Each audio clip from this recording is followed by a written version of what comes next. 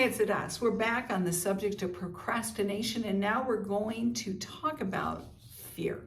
Okay, I am going to be using my notes, and there is a link below because I'm going to be going through the procrastination guide now, all right? And I'm going to go through it. I'm going to talk about it page by page so you can kind of use this video to fill in the gaps if you have questions, because I actually just wrote this kind of like in a block form, and this is not a book. I didn't fill in the details there. It's just highlighted points. So the first thing I want you to know right now, we're going to address fears, and we are going to address these emotions, which was mentioned in these statistics about mood regulation. But first of all, I want to talk about fear and how it impedes focus. And so fear is an enemy of focus. And the Blockit planner that we've created and this little guide that we've created is to tackle this problem. We want you to get comfortable and to get really, I don't want to just say comfortable.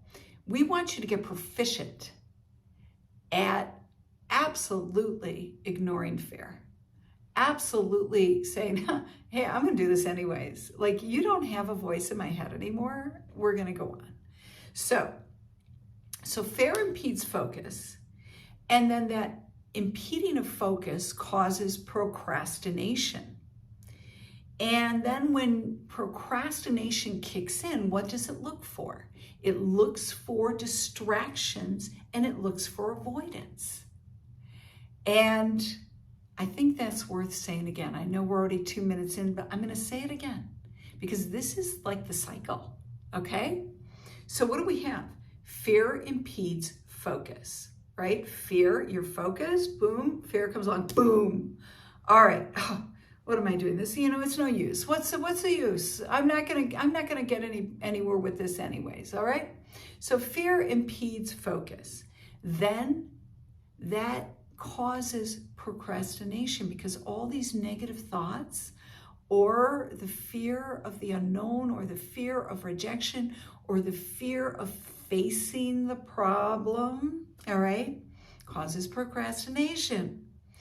And what does procrastination do? When it kicks in, it's like the P word, right? And when it kicks in, it's like it wants to find something to distract from the issue, distract from the progress, distract from the project, distract from the phone call, the text, the things that have to be done. So then it looks for distractions and avoidance. All right. So it's interesting that when you face your fears, you actually develop a particular character trait. So the more that fear is faced and it actually becomes the wings, the fuel of focus, right?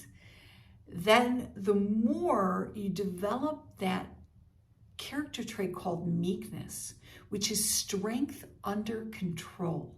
That it actually, the more you conquer this, the stronger character you develop, the stronger nefesh, your soul becomes bolder and stronger in a very quiet kind of way. And you stop looking at the negatives. You stop looking at the things that are hindering you. And you start looking at the goal, at the vision, the purpose, as we talked to in the last videos. So one of the characters that was known as the meekest man on earth was Moshe Rabbeinu, Moses, right? And if you think about fear,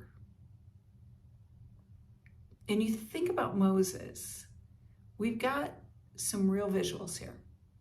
First of all, Moses kills an Egyptian, buries the body, doesn't think anybody sees, But when he hears that somebody's seen, he flees. He knows he is going to be, if Pharaoh catches him. So he flees from fear. All right.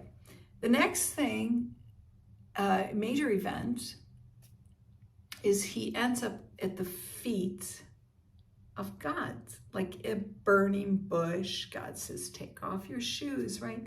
He's facing God. And God gives him an impossible task. I want you to go into Egypt, and I want you to deliver my people out of Egypt.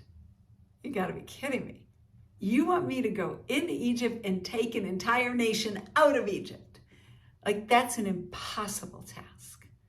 So now you know why we get the phrase, with God, all things are possible, right? Okay, so we've got God Moses has to face.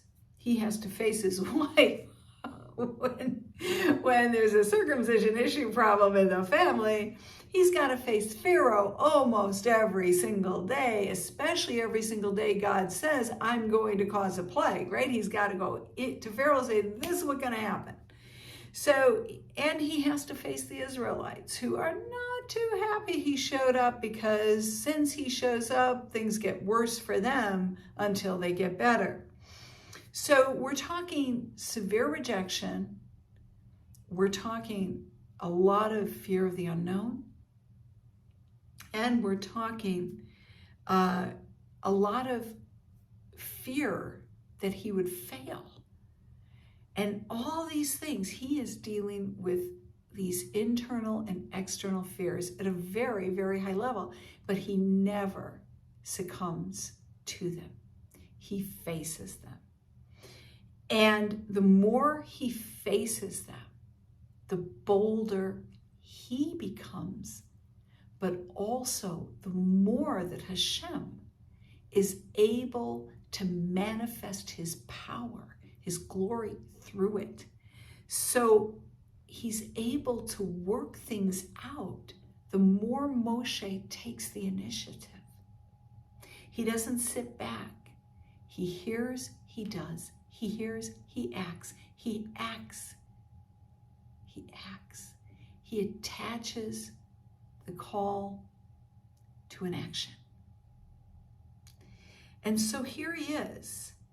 And so the more he's challenged, especially by Pharaoh, the more rejection he encounters, because Pharaoh never agrees to him.